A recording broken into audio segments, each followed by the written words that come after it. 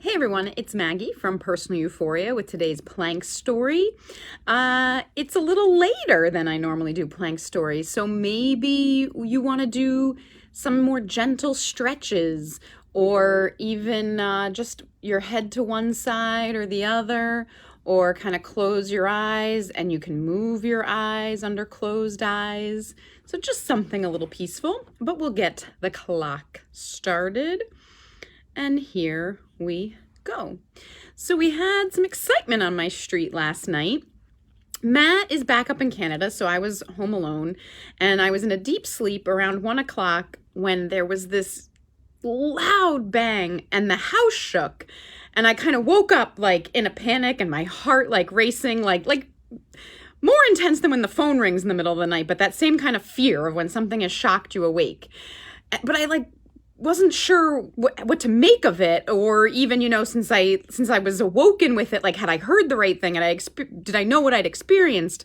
So my first thought was like, oh, that a transformer must have blew, and we have one right outside of the house, and even when that's blown during the day, I have jumped out of my skin.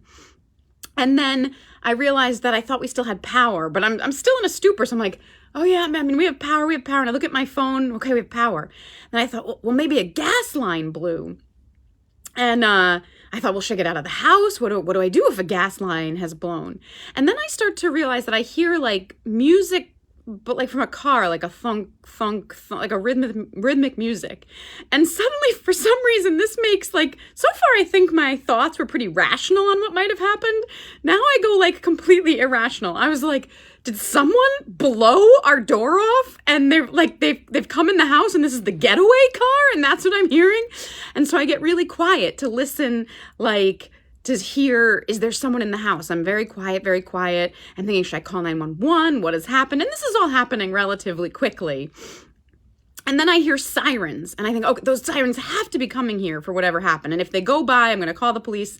And if they stop, I don't know why. I'm thinking if the police stop, now I'll know everything's okay.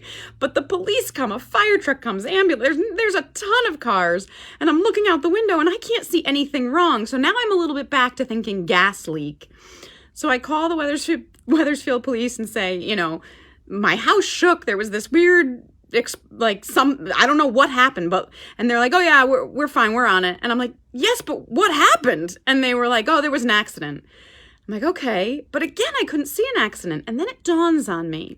A couple years ago, we had a strange accident. So I go to my side window and look out to my poor neighbor's yard. And for the second time in, I don't know, maybe 2.5 years, a car has driven through their fence 100 feet at least into their yard, taken out their pool mechanicals, gone past the mechanicals, and this car is now suspended over their pool. It looked like everyone was okay. Our neighbors were okay. It looks like the driver seemed to be upright and out of the car. So it doesn't seem like anyone got hurt. But I truly feel bad for our neighbors who basically lived through this not that long ago. And it took them forever to be able to fix it, and a major hassle.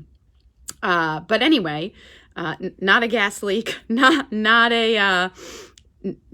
someone exploding my door, but an insane accident going through. I still kind of am unclear, why my house shook. I don't know what the driver hit that made that reverberate that far. But anyway, an exciting night on Hartford Ave. That is a 3-minute, 27-second plank.